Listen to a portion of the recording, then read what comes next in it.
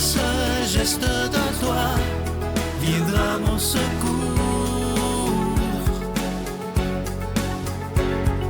Viens semer dans mon âme le grain de l'amour.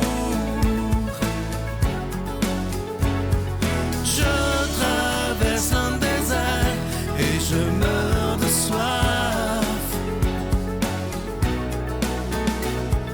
Montre-moi le mystère qui garde la foi. Bonjour, bienvenue à votre émission La Victoire de l'amour en ce mardi 10 octobre. J'espère que vous allez bien, que vous avez passé un beau week-end de la fête de l'Action de grâce. On rejoint tout de suite pour sa chronique William Baudouin et à l'homélie, ce sera Victor.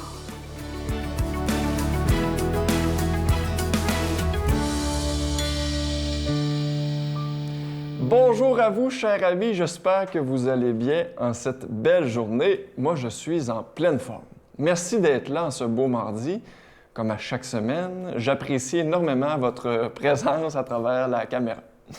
Alors aujourd'hui, le sujet du jour, je l'ai intitulé « L'aiglon qui se croyait une poule ». Je vous présente une petite histoire qui est une gracieuseté de Jean Montbourquet dans son livre « À chacun sa mission ». Ça va comme suit.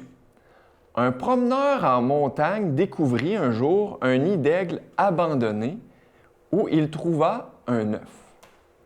Il le prit avec délicatesse et le confia à un fermier, dans l'espoir de le faire couver par une de ses poules. Peu de temps après, naquit un aigle parmi une couvée de poussins. La poule en prit soin et l'éleva comme le reste de ses rejetons. Un jour, le petit aiglon vit planer un aigle dans le ciel. Il dit tout haut, « Quand je serai grand, je volerai comme cet oiseau. » Il s'attira le ridicule des autres poussins qui déclarèrent, « Tu n'es qu'une poule comme nous. » Tout honteux, l'aiglon continua de se comporter comme une poule et de picoter des grains. Voyant grandir l'aiglon, le fermier voulut le faire voler. Le prenant dans ses mains, il le lança dans les airs. Mais l'aiglon, convaincu qu'il ne pouvait voler, on lui avait répété qu'il n'était qu'un poussin, qu'une poule, n'ouvrit pas les ailes.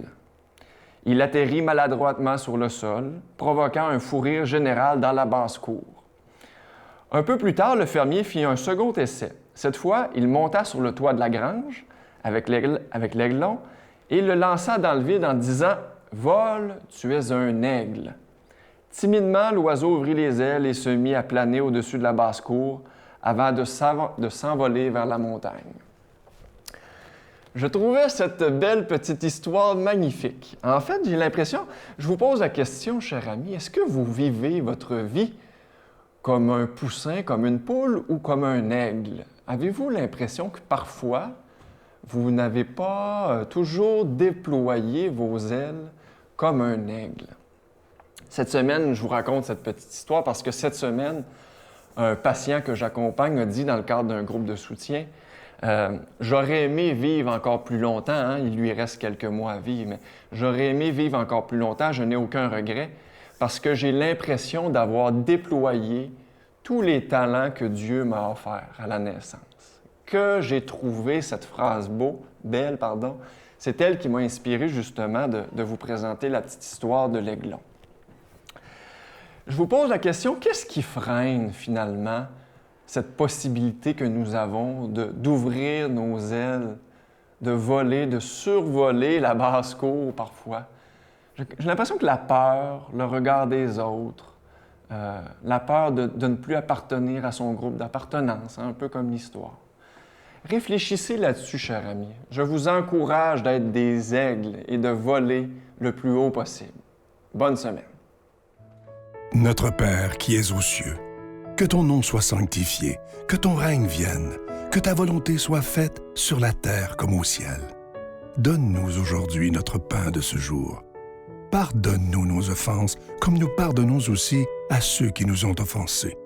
Et ne nous laisse pas entrer en tentation, mais délivre-nous du mal, car c'est à toi qu'appartiennent le règne, la puissance et la gloire pour les siècles des siècles. Amen. La Victoire de l'amour vous invite à venir vivre des moments inoubliables en Italie en compagnie du Père Michel Marie, Christine Michaud, Miguel Padilla et Sylvain. Nous visiterons Venise, Padoue, Florence, Sienne, Assise et Rome, la ville éternelle. Célébration eucharistique avec le Père Michel Marie. Nous assisterons aussi à l'audience générale avec le Pape François au Vatican, du 2 au 13 juin 2024, avec Spiritour au 514-374-7965 ou 1-866-331-7965. Je suis tellement content de vous parler de ce nouveau cadeau du mois d'octobre. Il s'agit du pendentif de Sainte-Thérèse de l'Enfant Jésus. Ça a été fait sur mesure pour la Victoire de l'amour. Il est en acier inoxydable. Ça vient avec la chaîne, donc ça ne ternira pas. Et ce bijou, il est déjà béni. Et vous savez que Sainte-Thérèse de l'Enfant Jésus est une des plus grandes saintes de l'Église. Elle est tellement aimée partout dans le monde. Vous savez qu'elle est décédée à 24 ans. Et elle a dit avant de mourir, une des dernières phrases qu'elle a dites, « Je passerai mon ciel à faire du bien sur la terre. » Alors, il ne faut pas avoir peur de la prier. Elle est décédée, elle n'avait que 24 ans et c'est elle qui nous a appris à connaître ce Dieu qui est miséricorde. Alors, je vous rappelle que vous le recevrez avec un don de 25 $ et si vous en voulez deux, avec un don de 40 $, je vous donne l'adresse, la Victoire de l'amour, case postale 120, succursale Boucherville à Boucherville, le J4B 5E6, je vous la redonne, la Victoire de l'amour, case postale 120, succursale Boucherville à Boucherville, le J4B 5E6, également par téléphone, par carte de crédit du lundi au vendredi de 8h30 à 16h30 dans le 514-523-4433, 523-4433 ou sans frais le 1-888-811-9291, 1-888-811-9291 et aussi sur notre site Internet. Vous savez que c'est une façon très rapide, sécuritaire et efficace de faire votre don, le www.lavictoiredelamour.org. Alors, je vous rappelle également que le dernier livre de Christine Michaud, Que ferait l'amour et mon dernier livre, Mise en forme de l'âme, sont toujours disponibles. Et je veux prendre le temps aujourd'hui de vous remercier de votre grande fidélité depuis bientôt 29 ans. Merci de faire famille avec nous, parce que sans vous, cette émission-là ne pourrait pas exister.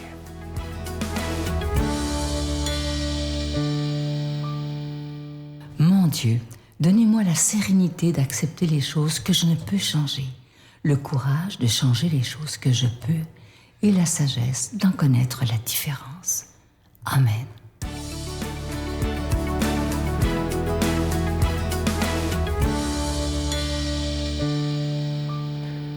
Aujourd'hui, l'Église nous propose de méditer un passage de l'Évangile selon saint Luc. Alors qu'il était en route avec ses disciples, Jésus entra dans un village. Une femme appelée Marthe le reçut dans sa maison. Elle avait une sœur nommée Marie qui, se tenant assise aux pieds du Seigneur, écoutait sa parole. Marthe était accaparée par les multiples occupations du service. Elle intervint et dit « Seigneur, cela ne te fait rien, ma sœur me laisse seule à faire le service. Dis-lui donc de m'aider. » Le Seigneur lui répondit « Marthe, Marthe, tu t'inquiètes et tu t'agites pour bien des choses. Une seule est nécessaire. Marie a choisi la meilleure part, elle ne lui sera pas enlevée. » Souvent, on est un peu les deux, Marthe et Marie en fait. On s'agite, on se stresse, et puis on écoute, on se pose. Souvent, on veut faire plein de choses pour Jésus, et souvent aussi, on essaye de se tenir à l'écoute, attentif à ce que Dieu fait. Les deux, en soi, sont des bonnes choses à faire. Mais pour agir, il faut d'abord qu'on écoute. Et c'est la meilleure part. Marie a choisi la meilleure part, elle ne lui sera pas enlevée. Jésus ne condamne pas l'activité, l'action. Bien au contraire, très souvent dans l'Évangile, il nous dit qu'il faut passer à l'action. La foi sans les œuvres est inutile. C'est ce qu'on lit après dans une des lettres dans le Nouveau Testament. Jésus ne condamne pas l'activité, mais l'agitation et la plainte inutile. Marthe s'agite. Tu t'agites pour bien des choses, une seule est nécessaire. Elle s'inquiète. « Seigneur, cela ne te fait rien, ma sœur me laisse seule à faire le service. » L'activité est bonne, l'inquiétude, non. Et l'inquiétude, c'est Dieu qui l'enlève si on se place à son écoute. C'est la meilleure part, elle ne nous sera pas enlevée. La meilleure part, c'est donc l'écoute de Dieu et tout le reste en découle. tout le reste est guidé et est bien guidé si à la base on a l'écoute de Dieu. Saint Maximilien Kolbe dit que la vie intérieure est une chose primordiale. Il ne parle pas directement de prière, mais de vie intérieure. C'est plus global, plus large. La vie intérieure est une chose primordiale. La vie extérieure est une conséquence de la vie intérieure et elle n'a de valeur que si elle en dépend.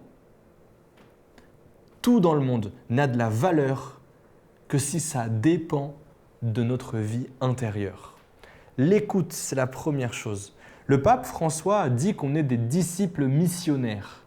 Pour être missionnaire, il faut d'abord qu'on soit disciple. Et en fait, on est les deux en même temps. Il faut qu'on agisse, mais il faut aussi qu'on soit des disciples. Comment être un bon disciple? En étant à l'écoute de Dieu. Comment être à l'écoute de Dieu? En écoutant ce qu'il dit, où il le dit dans la Bible. C'est la parole de Dieu. En lisant la Bible, en l'écoutant, en la mettant en pratique, là on a tout. Dieu nous a tout révélé en Jésus. Et tout ce qui est nécessaire à notre foi, on le lit dans la Bible. On ne lit pas tout sur notre vie explicitement, mais il y a tout ce qui est nécessaire à notre vie dans la Bible, justement. Si on l'écoute, comment on l'écoute? On se pose en prière au nom du Père, du Fils et du Saint-Esprit. Esprit Saint, viens guider ma lecture, viens guider mes pensées, mon intelligence pour que je comprenne ce que tu veux me dire. Guide mon cœur et je te donne ce que je ressens là, actuellement. Fais-en ce que tu veux, je te le donne et moi je veux être à ton écoute. Là, on lit un passage, quelques lignes, quelques versets de la Bible. C'est d'abord la lecture. Ensuite, on médite ce passage avec notre intelligence et avec nos sens. On essaye de comprendre ce qui se passe là. On essaye même de s'imaginer peut-être dans cette scène qu'on lit avec nos sens, la vue, l'ouïe, l'odorat, le toucher, tout ça. On essaye de s'y mettre, de s'y plonger. Ensuite, il y a l'oraison, le cœur à cœur libre avec Dieu, le dialogue intérieur. Un ami parle à un ami. Et enfin, si ça vient, la contemplation. Parfois, on est dans une telle paix, une telle joie quand on prie. Quand notre prière, quand nos mots découlent de la parole de Dieu, on est à son écoute, là on lui parle et on entre dans une paix incroyable. Et alors on peut rester là-dedans et en profiter autant qu'on veut, dans la contemplation. On peut connaître Dieu par la prière, en sachant aussi ce qu'il a fait dans nos vies. Quelles étaient nos inquiétudes avant? Pourquoi est-ce qu'on priait il y a 2 ans? À quoi ressemble notre vie aujourd'hui? Voilà des prières qui ont été exaucées.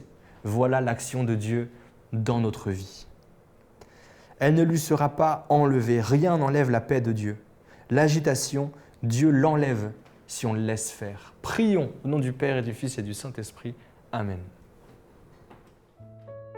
Je vous salue Marie, pleine de grâce. Le Seigneur est avec vous. Vous êtes bénie entre toutes les femmes, et Jésus, le fruit de vos entrailles, est béni. Sainte Marie, Mère de Dieu, priez pour nous pécheurs, maintenant et à l'heure de notre mort. Amen.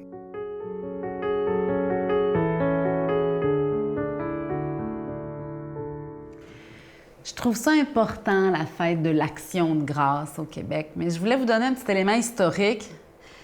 C'est en 1957, ça date de bien avant là, qu'on fête les récoltes, qu'on fête le début de l'automne et tout ça, dans la gratitude envers Dieu. Mais c'est en 1957 que le Parlement décrète officiellement le 2e lundi du mois d'octobre, et écoutez bien, le jour où l'on rend grâce à Dieu Tout-Puissant pour les récoltes abondantes dont il bénit le Canada. Ce que j'aime la prière, c'est que c'est comme un gamble.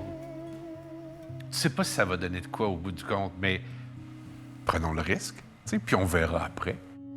Mort aux fruits du paradis, vis ta vie sans interdit, oublie même tout ce que l'on t'aura appris, comme l'animal qui a faim